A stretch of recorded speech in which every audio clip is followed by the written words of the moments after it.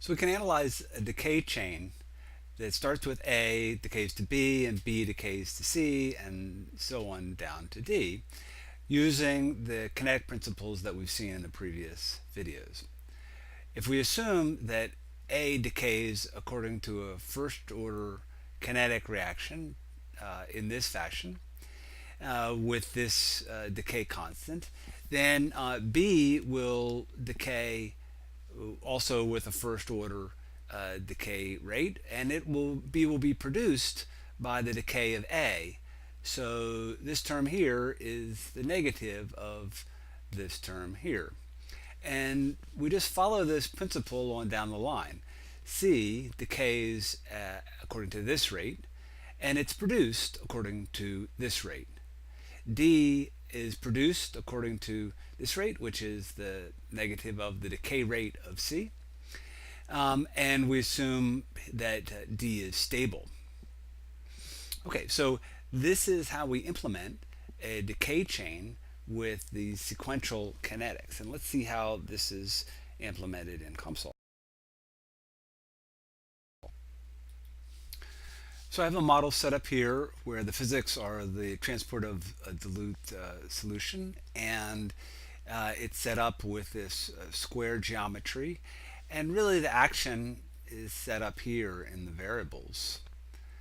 So there are four terms here and really three decay reactions. So yeah, here are the four decay reactions with the three constants. So the decay reaction, the first one I just call A decay, and it's given here.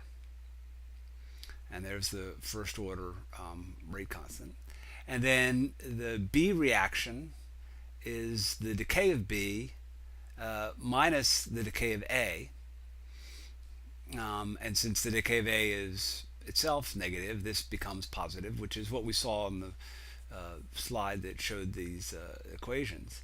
And then the C reaction is the decay of C and the production of C by the decay of B, and the D reaction is just the negative of the C decay reaction. Okay, so the key thing here is that I've split it up into two parts. I wrote out the decay reactions first right here, and then I strung them together down here to make this sequence of reactions. And if we scroll up here, I've got the three decay constants here and the initial conditions for all four components. So when I set this model up with the physics, I went to dependent variables and I set up four dependent variables, and I called them C, A, B, C, and D. You could call them something else, but if you do, you just have to make sure to change the names of the variables elsewhere.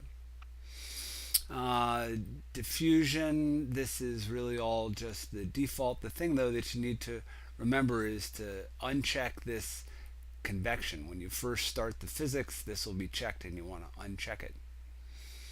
The initial values, you'll have four of them, and what I did was to just link these four initial values with the values that I'm setting up here in the variable node.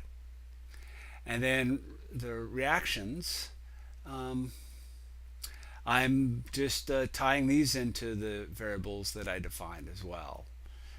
And so that's, I think, pretty clear cut. We go ahead and run this, and it's just a time dependent solver, and for this particular case I ran it out for, actually this is worth noting. What I did here was to run it from 10 to the minus 1 to 10 to the 2 with 50 different values. So I did that by putting minus 1 and minus 2 here, and then selecting exp10 from this pull down menu here. So I'm not going to change that, so I'll hit cancel. And then I ran this, and here's the result. So this is A, and it's decreasing. B, it increases, and then it decreases due to decay.